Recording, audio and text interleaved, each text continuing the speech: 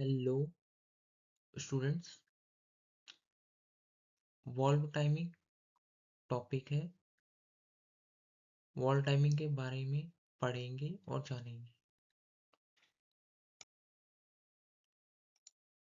Valve timing का introduction, valve timing की importance, valve timing की वर्किंग, वॉल्व टाइमिंग की सेटिंग कैसे की जाती है और इसकी क्यों जरूरत पड़ती है हमें। Valve timing introduction.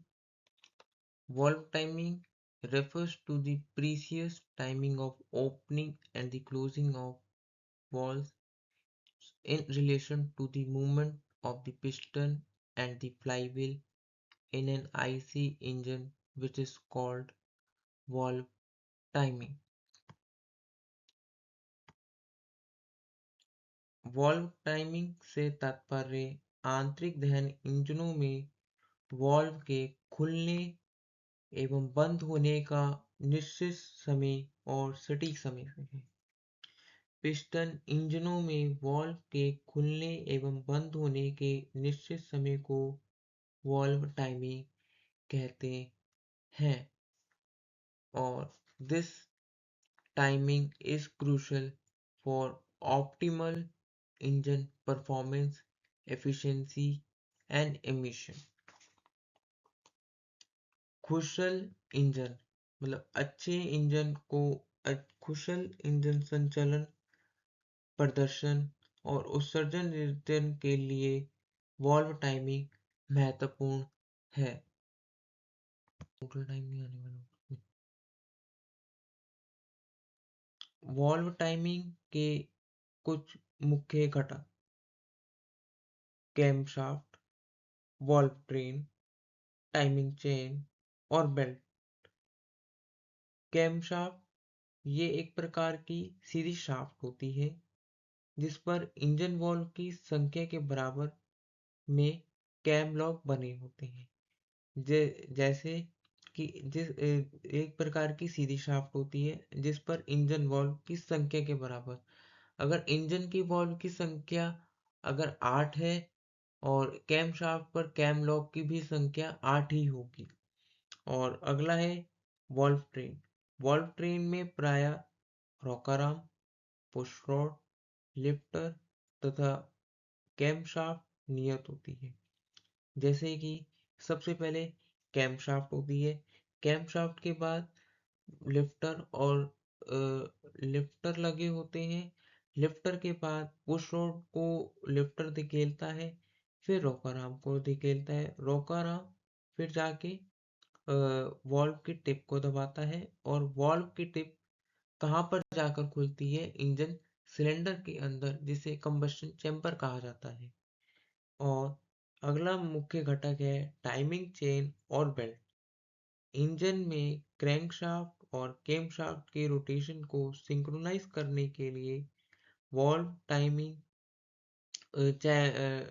चेन और टाइमिंग बेल्ट का दोनों का प्रयोग किया जाता है। और each manufacturer specify the timings of opening and the closing of valve according to the engine design to the maximum output under all loads and speeds। हर निर्माता अपने हिसाब किताब से टाइमिंग, ओपनिंग टाइमिंग और क्लोजिंग टाइमिंग डिसाइड करता है कि उसका इंजन का डिज़ाइन कैसा होगा और मैक्सिमम आउटपुट कैसे दे पाएगा, वो भी हर कंडीशंस और हर स्पीड्स के अंदर। Valve timing importance: affects engine performance, affects power output, torque and efficiency, affects fuel efficiency. Proper timing reduce fuel consumption, affects emission. Correct timings reduces harmful emissions. ईंधन प्रदर्शन, engine प्रदर्शन, पावर और torque को बढ़ाता है valve timing. और engine की दक्षता को बढ़ाता है।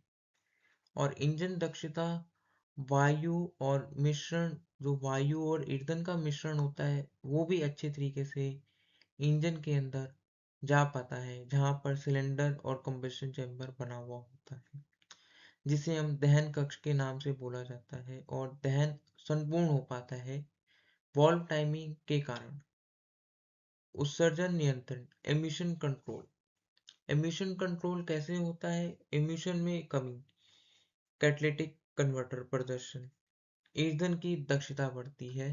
ऐसे कि इंजन की परफॉर्मेंस हमने बोला है, बेहतरीन ईंधन अर्थव्यवस्था होती है, कम ईंधन की खपत होती है। अगर वॉल्व टाइमिंग अगर सही होगी तो हमारी ईंधन की खपत भी कम होगी और इससे हमारी बेहतरीन इकोनॉमी की व्यवस्था भी बनेगी।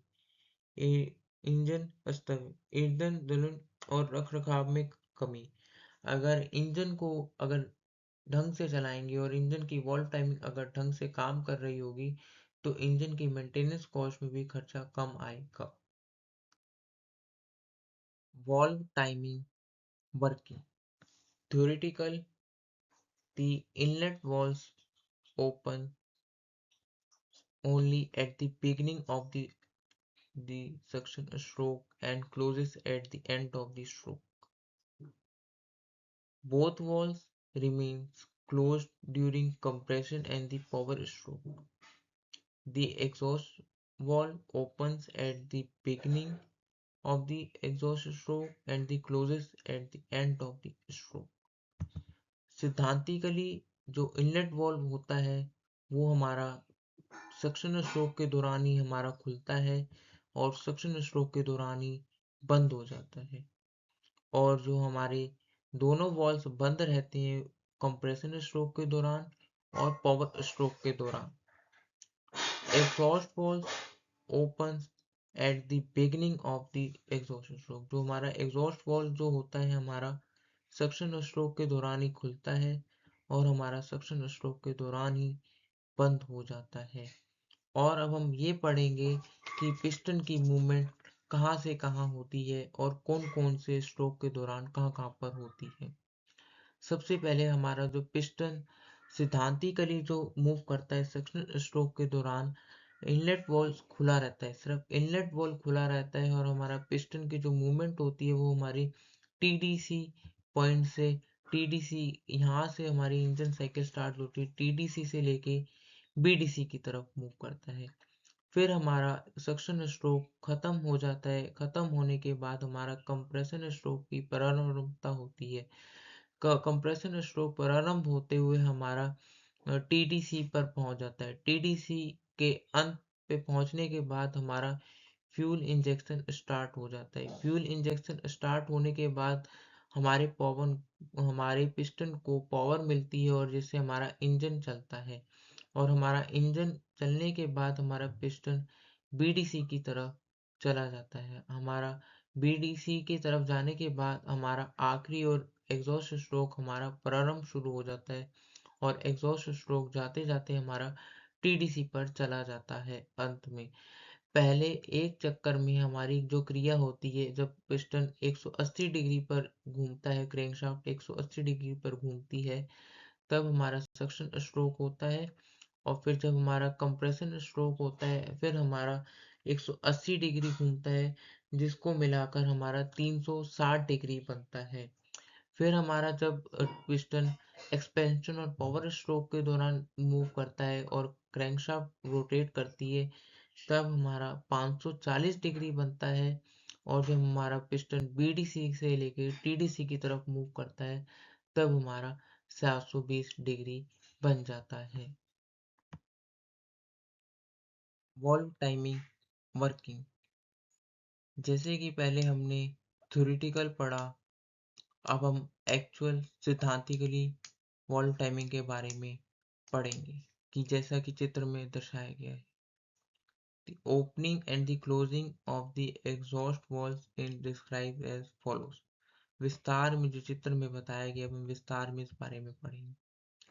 Inlet valve TDC opens about 25 degree earlier than, कि इस चीज का मतलब ये है कि जो हमारा इनलेट वाल्व होता है, जो हमारा सक्शन स्ट्रोक का प्रारंभ होता है, वो हमारा समय से 25 डिग्री पहले पूर्व प्रारंभ शुरू हो जाता है, जिससे चलते चलते हमारा सक्शन स्ट्रोक हमारा करते करते हमारा जो क्रैंकशाफ्ट होता है, क्रैंकशाफ्ट पिस्टन बीडीसी पर पहुंच जाता है, और बीडीसी के जाने तक और आगे तक वो खुला ही रहता है, कि जिससे हम आईवीसी के नाम से इनलेट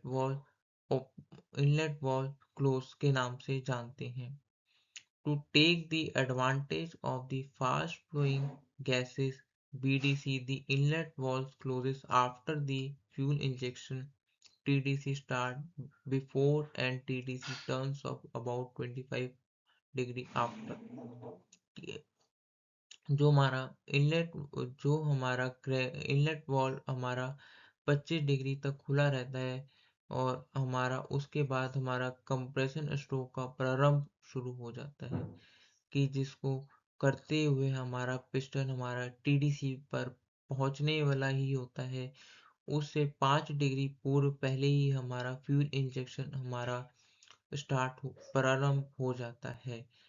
फिर हमारा पिस्टन हमारा बीडीसी पर आता है, और क्रैंकशाफ्ट हमारा ऊपर टीडीसी की पोजीशन पर होती है। फिर हमारा उसके बाद एक्सपेंशन और पावर स्ट्रोक का प्रारंभ शुरू हो जाता है। इसको चलते हुए हमारा क्रैंकशाफ्ट और पिस्टन और बीडीसी की तरफ मूव करने लगता है, और का एग्जॉस्ट वाल्व ओपन हो जाता है, वो भी 25 डिग्री पूर्व पहले, बीडीसी पर पहुंचने से पूर्व पहले ही। और हमारा एक्सपेंशन एग्जॉस्ट स्ट्रोक होते होते हमारा टीडीसी हमारा पिस्टन टीडीसी पर पहुंच जाता है। पहुंचने के पश्चात भी जो हमारा एग्जॉस्ट वाल्व होता है वो हमारा 15 डिग्री तक खुला ही रहता है। Exhaust valve exhaust valve BDC exhaust valve open approximately 50 degree before TDC turns off about and thereafter opens the exhaust valve, कि मतलब एग्जॉस्ट वॉल्व खत्म एग्जॉस्ट स्ट्रोक खत्म होने की बजाय हमारा अंत तक खुला ही रहता है 15 डिग्री तक पूर्व।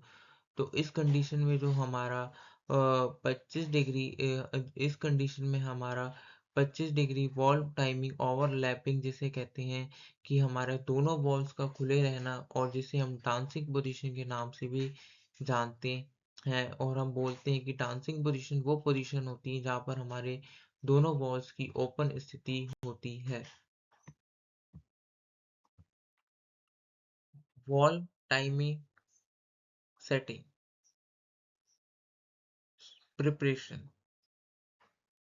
refer to the manual, gather tools, gather the necessary tools such as timing marks, camshaft, locking tool and wrench।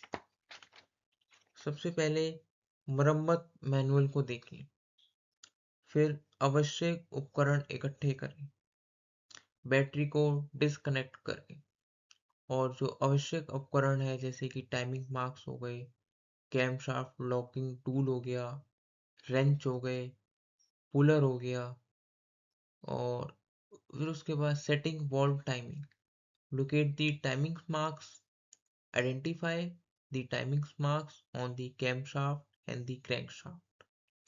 जो अगर हमें वॉल्व टाइमिंग अगर हमें सेट करनी है, तो हम टाइमिंग्स मार्क्स को पहले हम देखें, ढूंढें, आइडेंटिफाई करें कैमशाफ्ट और क्रैंकशाफ्ट के ऊपर जो मार्क बने होते हैं। फिर दूसरे चरण में क्या होता है, टाइमिंग चेन को चिन्हों का पता लगाएं, टाइमिंग चिन्हों को खोजें, टाइमिंग चिन्हों को समर्पित करें। फिर होता है उसके बाद रोटेट दी क्रैंकशाफ्ट, क्रैंकशाफ्ट को घुमाएं, rotate the crankshaft to the specific position, usually top dead centre, rotate on. मतलब क्रैंकशाफ्ट को घुमाएं, क्रैंकशाफ्ट को एक स्पेसिफिक पोजीशन पे घुमाएं, कहाँ पे, जहाँ पे टीडीसी हो। टीडीसी हमारा वो पॉइंट होता है जहाँ हमारा पिस्टन कि न्यूनतम अवस्था पिस्टन की उच्चतम अवस्था जब पिस्टन अपनी उच्चतम अवस्था से ऊपर नहीं जा सकता। फिर align timing marks, align the timing marks on the camshaft and the crankshaft according to the manufacturing specification। कि अब दूसरा प्रोसेस तीसरा चरण क्या होता है, align timings mark, timings marks को अलाइन करो, जैसे कि कैमशाफ्ट और क्रैंकशाफ्ट के ऊपर जो मार्क्स बने होते हैं पर निर्माताओं द्वारा इसको स्पेसिफिक करो। फिर चौथा स्टेप जो होता है हमारा, लॉग दी कैमशाफ्ट। फिर क्या करना है हमें, use the camshaft locking tool to ensure the camshaft lock. फिर हम कैमशाफ्ट को लॉक कर दें, किसकी किसकी द्वारा से, किसकी मदद की सहायता के द्वारा, कैमशाफ्ट लॉकिंग टूल के द्वारा। फिर हमारा जो होता है एडजस्ट टाइमिंग बेल्ट और chain, adjust the timing belt और chain to match the align timing mark. फिर हम एडजस्ट करें किस चीज़ को, टाइमिंग बेल्ट और चेन को, और कि जिससे हम टाइम्स मार्क्स को हम संपूर्ण और मिलान कर सकें। फिर हम हमारा जो होता है उसके बाद tighten components, tight the timing belt, chain, tensioner and other components to manufacture specification. निर्माताओं द्वारा जिस निर्धारक द्वारा किए जाने वाले टाइमिंग बेल्ट और टाइमिंग चैन को कसना चाहिए, निर्माताओं द्वारा जो हमें स्पेसिफिक हमें मैनुअल में दे रखा है, कि जैसे हमने पहले ऊपर ही पढ़ा है।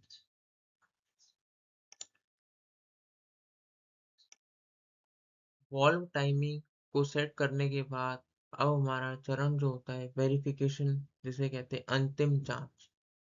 Double check alignment, ensure timing marks are aligned even after components have been tightened। कि अब हम जांच करें, जो हमने डबल चेक अलाइनमेंट करें कि जो हमने कसी है चीज़ें, टाइमिंग्स मार्क्स को जो हमने कसा है वो सही भी कसे हैं कि नहीं कसे हैं, कि कहीं हमसे ढीला या हमसे कहीं बहुत ज़्यादा टाइट तो नहीं हो चुका है। फिर हम उसके बाद टेस्ट करें, test the engine, start the engine and check for proper operation, usually sounds और vibrations।